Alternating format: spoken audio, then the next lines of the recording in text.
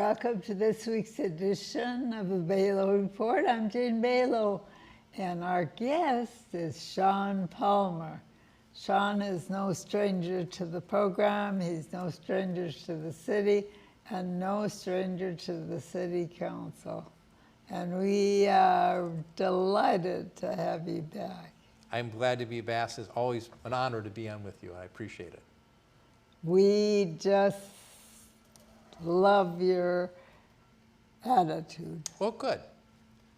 It's a positive attitude like Rochester, a positive city. Okay. Now, what's your biggest issue right now? Well, we've got two right now. Right now we're working on our budget for next year. And we had a budget hearing on Monday where we listened to some ideas that are going to be added to the budget and what do we think as a city council.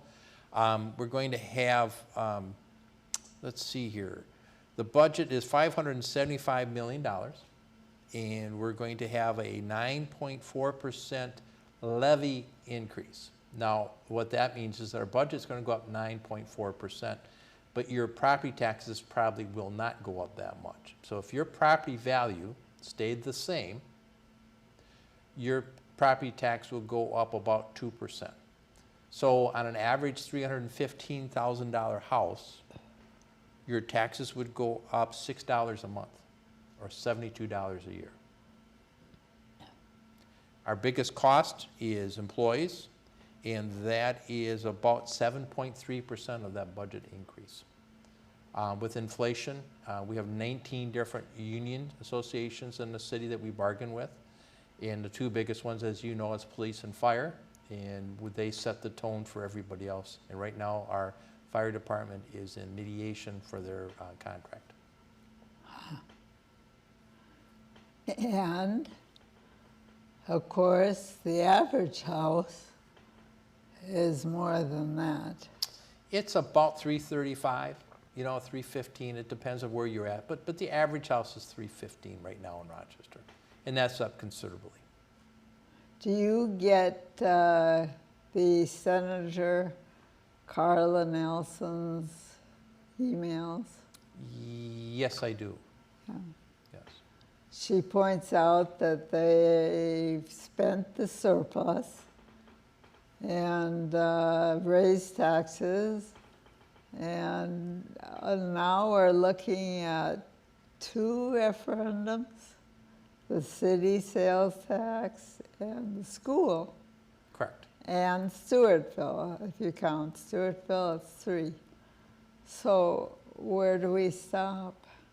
Well, you know, we're a nonpartisan city council. We don't belong to a party. And so I have to work with Republicans and senators. And we have Senator Carla Nelson, who's Republican, and our other senator, Liz Bolden, is a Democrat. And so we have to work with everybody. Senator Nelson's done a great job helping us with our taxes here in Rochester. And she helped us with our sales tax extension. And that's a different issue. But I'll go back to I'll talk about our budget for next year. And if you want to cut 1% of our levy, that's $950,000. And so if you look at $950,000, if I tell everybody, if you think we should cut your taxes, okay, where would you like me not to be open? The library costs me $7 million a year, $9.5 million for the Park and Rec department. You know, I could cut the library and close it completely, but people don't want to do that. You know, and so 60% of our budget is based on police and on fire. And so, you know, we need to have a good fire department, we need to have a good police department, and so those are things that people look for. One thing that people don't understand very well is about 30% of our budget is paid for by property tax. And so 10% is sales tax, and the rest is government aid, government fees, or fees that we pay, grants that we get. So about 30% of our budget is paid for by the property tax, which is not a bad bargain. Now, that's not to say that we shouldn't spend our money wisely. I always look at it as my money. I always look at money in a little different way. Is if I have to pay $6,000 in taxes, you know, for property, that costs me $9,000 of income. because you're going to pay income tax on your $9,000 and get you net $6,000. That's a lot of money. And that person that's paying that worked hard to get that. And we need to respect that. And I do. And there's just so much stuff that we do. You know, the number one thing when people come to a city to move is schools. You know, how are your schools? And number two is public safety. And, you know, public safety is a huge expense for us. It's 24 hours a day, 7 days a week. We do a lot of investments in Rochester. Every one of our police officers have a body camera on them. You go to Austin, they don't. And so that protects us as a city, but protects the citizen, and also protects that police officer. Right now, if they wanted to, if I had my camera, if I was a police officer, they can literally come in and look at what's going on at that particular time. So you have an officer that's in trouble, they can see that right away. If they've not heard from an officer, they can click on that camera. And that camera comes on automatically. As soon as the siren lights go on, that comes on. As soon as you start talking, that camera comes on to record that. But that's an investment. And it's not just on the physical part of the camera, but it's also on all the data. And how do I do that? If I come to if a police officer comes to a domestic, I have privacy issues that I have to make sure that we're blanking out people. I can't as a citizen go say, I want to see what happened last night at my neighbor's house. You have to go through that, and somebody has to edit that. Somebody has to find it, store it. And so there's a lot of little issues like that we do in Rochester. We have grants, or we have CIP, which is construction improvement projects. North Broadway is going to get improved from Silver Lake Drive or Silver Lake all the way up to Elton Hills. That's a big project coming up for a CIP for us. We're working on the rapid bus transit system on 2nd Street. You know, we're going to run all the way from Cascade Lake down there where Mayo Clinic has a parking lot. They're going to build a ramp. They're going to build some housing in there. And every 10 minutes, a bus is going to come by and service that area and come all the way down to the old Ampey site and turn around and come back. That is going to be paid for. 98% of that's being paid for by the Mayo Clinic to help service that, but it'll be open to everybody. When you ask people who object to paying 9% more, what do they say? Well, you know, when you're campaigning or talking to people, when your taxes go up, and the big reason taxes go up on your home is that the value went up. And so if your neighbor sells their house for X amount of dollars, the county is required by the state to assess your house at that same rate. And so all of the increases are due basically to your property values going up. In Rochester, we don't have enough houses, and so you see house prices go up. And when they go up, that increases your property tax.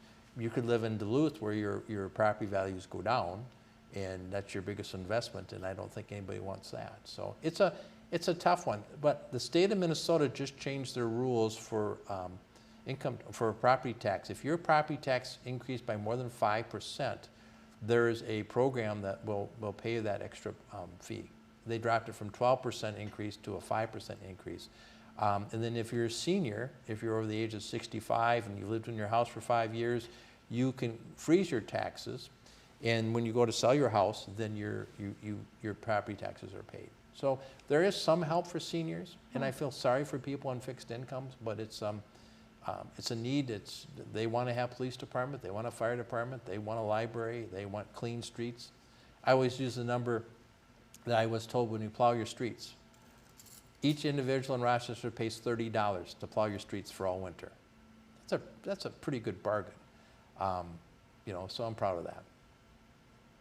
Okay, so you're leaning towards supporting the administration's numbers? I have. We reviewed it, and there's a few things that we talked about. We're going to add a 311 service in Rochester next year. That's going to cost us about $211,000.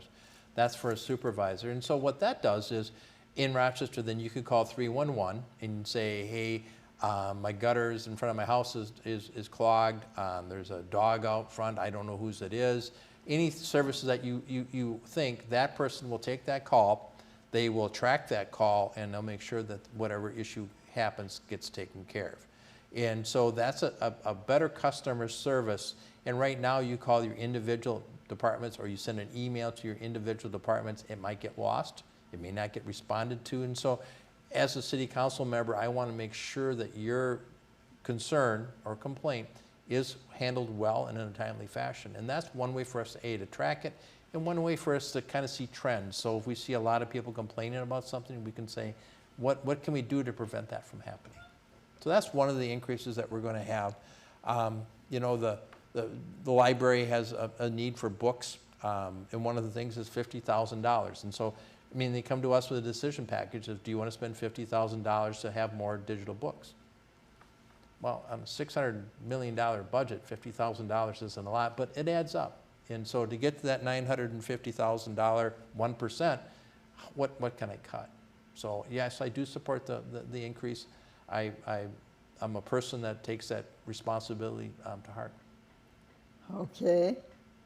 All right. So the timeline for the budget is what?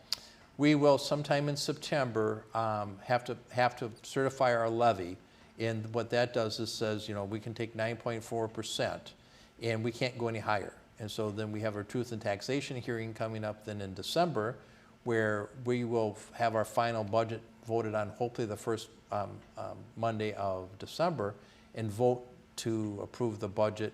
It could be 8.9, it could be 9.4, but it cannot be any higher than that. And then we'll certify that budget at that time. We'll have, I think, 3 more meetings with the city council just talking about the budget. And we started this back in April, the budgets. You have a lot of special meetings, right? We do. We meet almost every Monday for our study session. And that starts at 3:30, typically gets over with at 5. And then on the first and third Mondays of the month, we have our meeting. So our next one, because of Labor Day, is September 6th, which is a Wednesday, and we'll have that meeting. And that'll be an interesting one. The study session is on housing and on homelessness.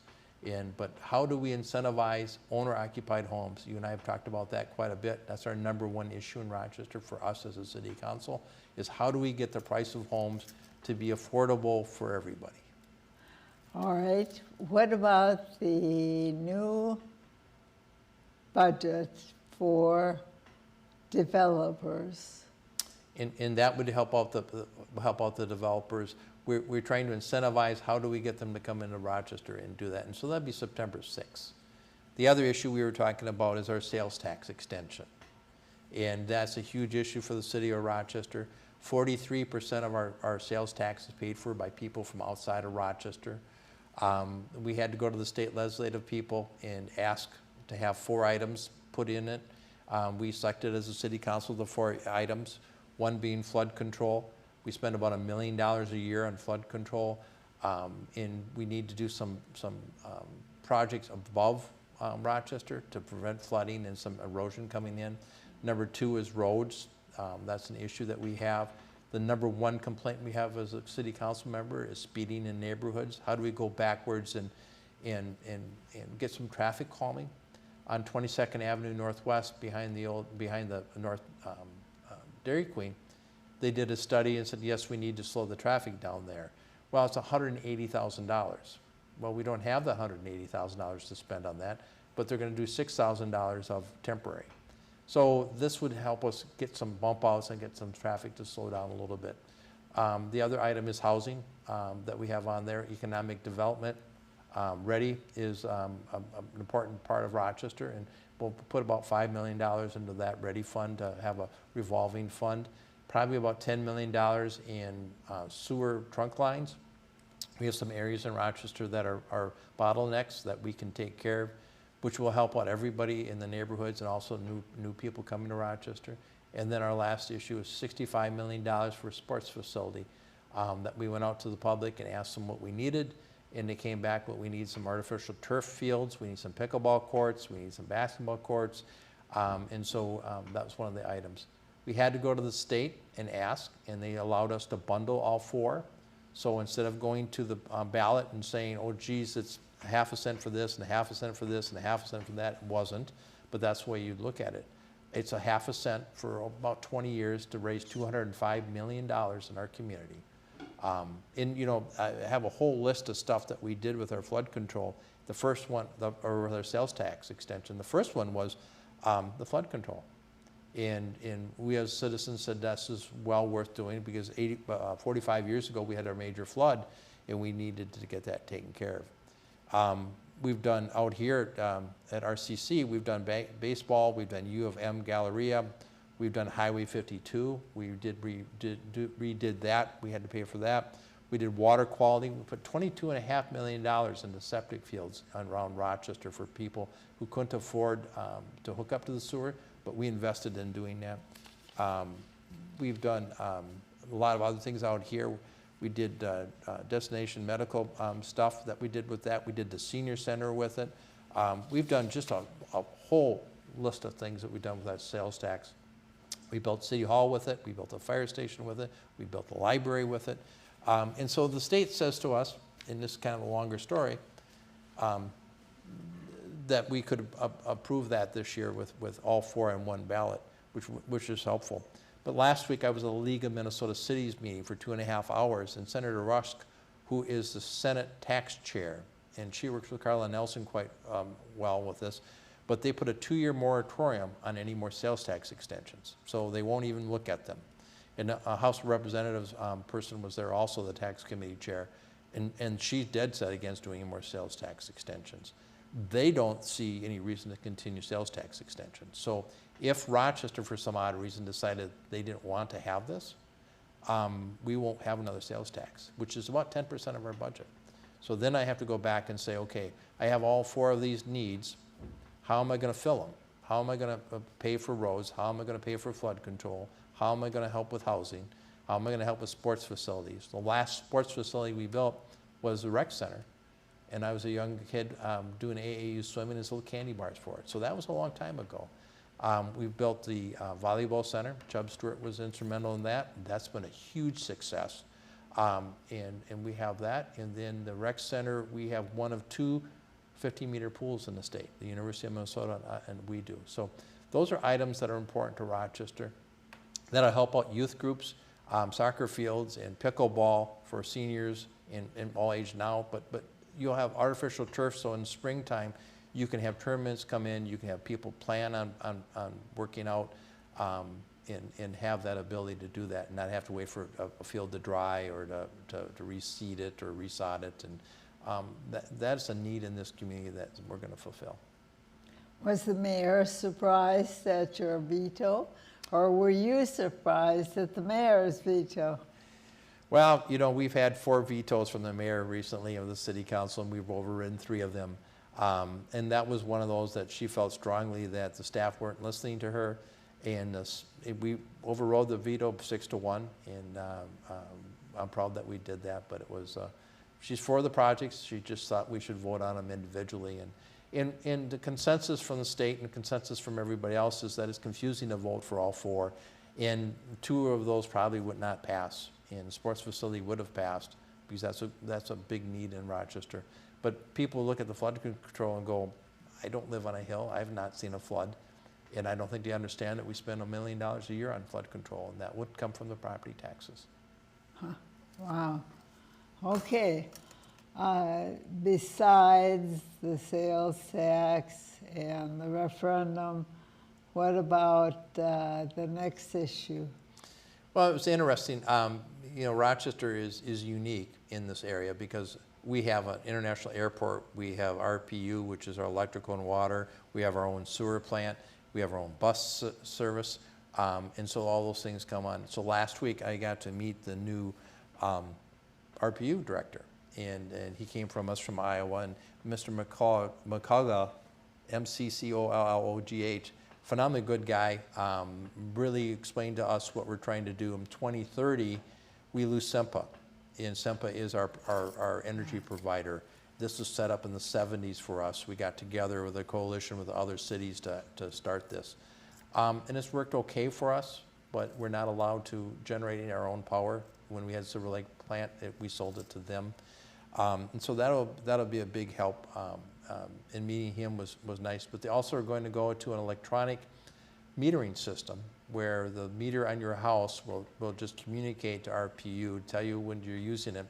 And if you sign up for a program at 4 o'clock in the afternoon, they'll cycle your air conditioner on and off to save us some money. Last Thursday, we had our peak energy use that we've had since 1991. And so how do you avoid those peaks, because that's cost us as a city more money. So it was nice to meet him.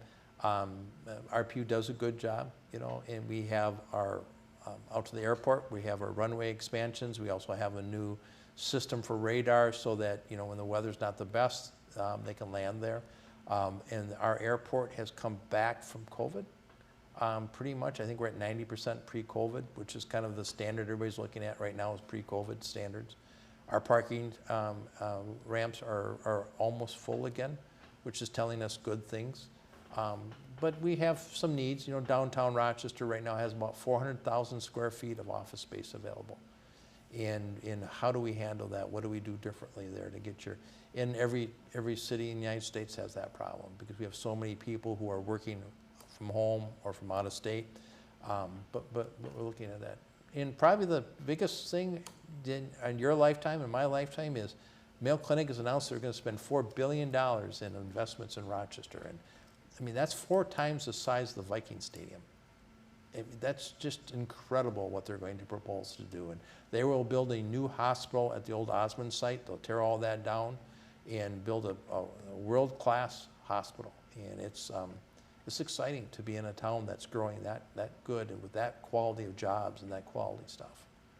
We had John Wade on the program last week, and he is so optimistic about the development and the money that's being spent that it's amazing.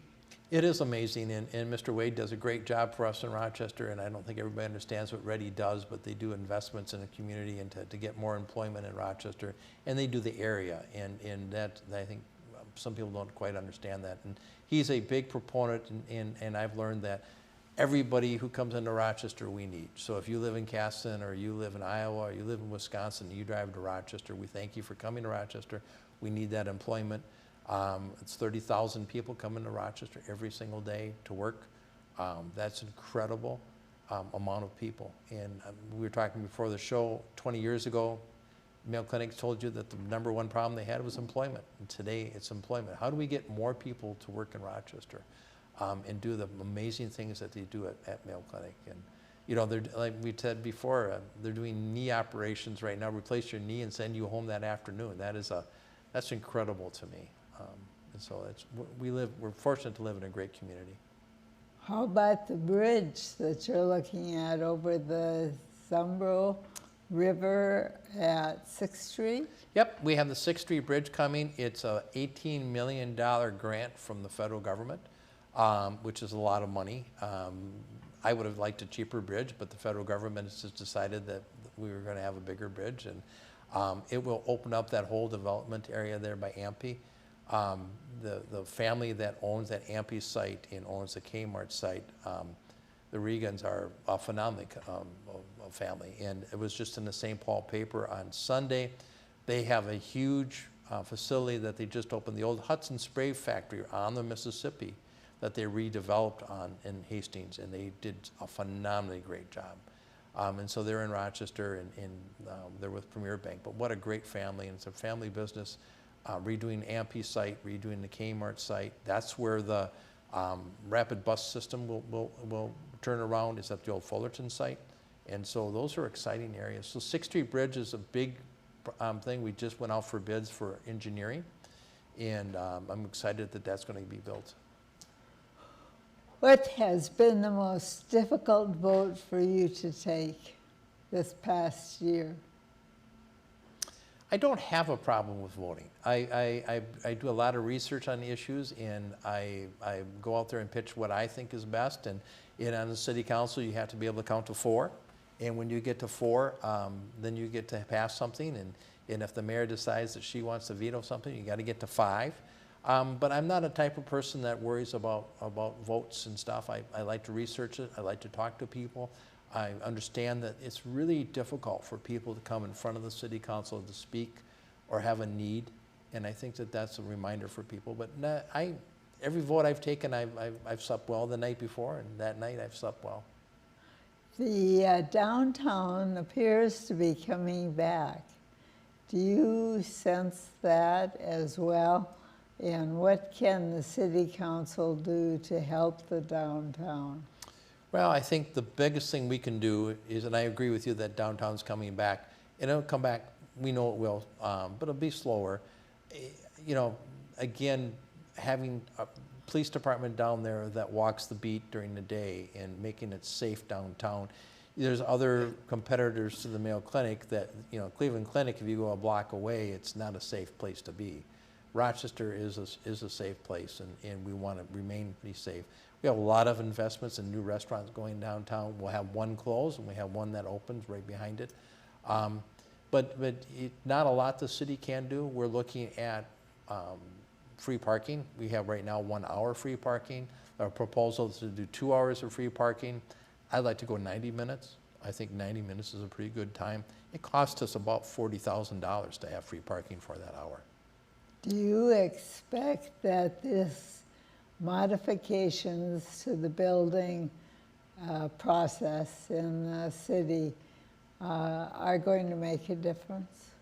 They have made a difference, and it's been better. It's something that I've been involved with for 35 years.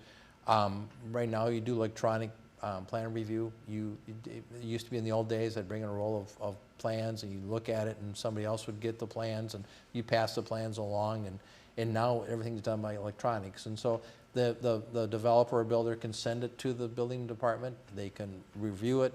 They can send it to somebody else. So fire could be looking at it at the same time as everybody else, and make their recommendations or requirements to go. So we've done a much better job of that. We're going to be adding another building inspector probably, and that is paid for by permit fees.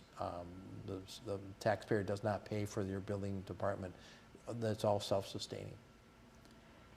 The transportation for the city is gradually moving toward electric buses. Are you in favor of this? No, I've not been in favor of the electric buses. Some people think they're a great, wonderful thing. They used them up in Duluth. In our environment, they don't work very well. We do have 2 of them right now on a special routes. And what I mean by special routes, it's pretty flat. They start out in the morning, they go back to the garage and get fueled up, and then they go back out in the afternoon and do the same thing. Property tax in Rochester does not pay for any of our buses. They're all paid for by state grants and funding. So if you see an empty bus go by, it's taxpayer dollars, but it's not your property taxes going to it. Same thing with the DMC dollars. People say, well, why don't we not do Discovery Walk? No, none of your property tax went to that Discovery Walk. Okay. And people don't know that. And I think that's a shame that people don't realize those things. You know, and I'm a numbers person, and I've given you a lot of numbers today. But you start looking at the real budget, you know, you hear 9.4%, you know, increase. Well, that's for the whole budget. Now you disperse that down. It's a big business that we're running here. Okay. All right. What can the public do to help you do your job better?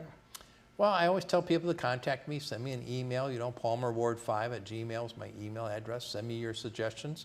When I worked at the Dan Abram Healthy Living Center, it was nice because I was at the desk and people would go by and say, nice job, not a good job, or have you thought of this? You know, the more input you get from people, the better it is. Sometimes, you know, you're involved with an issue and you don't get the overall view, and I like that overall view. Okay. The building code is attracting a lot of attention, especially in southwest Rochester. What do you think about that? Well, it's not the building code, it's the zoning ordinances, and we're changing our zoning ordinance. And so they're adding some areas down in the southwest area, they're proposing to, I should say, but they're also proposing our Transportation Overlay District, TOD, is going to shrink on Broadway, and they're going to increase it along the rapid bus. I'm not a fan of it because of the simple fact that we're going into the Pill Hill area, which is very historic and very needed. There's not a good zoning ordinance reason to do this. We have the RX2 zoning around Goose Egg Park, which is in my ward, which is for development and some smaller lots and combining lots and making it easier for people to walk to work. I don't see it happening in Pill Hill, but we'll see how that goes. There's such an historic presence up there. But on the other token, you know, from 2nd Street, you go 2 blocks up, it's 4th Street, and you know, and Kusky Park's the same thing. You go 2 blocks the other direction, you have 1st Street Northwest, and there's a lot of smaller houses down there in that Kusky Park area. I would envision Kusky Park having a pretty big transformation upcoming here soon. Okay. We'll be tearing down Lourdes probably at the end of the fall here. That building will be coming down. They're been doing engineering on that, and they're proposing a new building there. And the old Damon, I call it the old Damon Parkade going down the parking ramp in front of the Gonda building. But I think this is the 3rd one that you and I have seen of the Damon Parkade parking ramps that have been built and torn down. So that'll be interesting. Okay, the last 2 minutes are yours to address the people who are the viewers of this program. Well, I appreciate being on the show, and you know, the sales tax extension is a huge thing for Rochester, and we really need to make sure voters get out there and approve that. And it's a great thing for Rochester. 43% of the dollars are raised from the out of state or out of the city area. Flood control is a huge issue for us. Roads, housing, sports facility, those are big issues. I just had a meeting with the school superintendent. They're doing their referendum, $10 million, which will free up $7 million that they can use for other things. But $10 million is for technology. And I think that would be something that we're voting at the same time. And the voting starts September 22nd for early voting, and November 7th is the big vote. We hope that both of those things pass, and we can move ahead in Rochester. And we're sharing some of those costs because we're going to save our judges and so forth and so on for the 24 elections. That's correct. And you're going to be able to vote for 2 things that could have been on special elections, which would have cost us twice as much. So I'm glad that the school district decided to come on and do it at the same time as we do. Okay. Shaun Palmer, thank you. Thank you. Anything else before I think we're you go? doing pretty good, and I'm glad to be back to RCC. I graduated from here in 1979, so it's always good to see you and Guy. And there won't be any, oh, we should have talked about this. Okay. We'll do that next month. Okay, thank you. Thank you. And we look forward to the next time. Thank you. Thank you, our viewers, for your interest in the city of Rochester, the surrounding area, the state, the nation, and the world. And we'll be back next week, same time, same channel, and have a very good week and a very good night.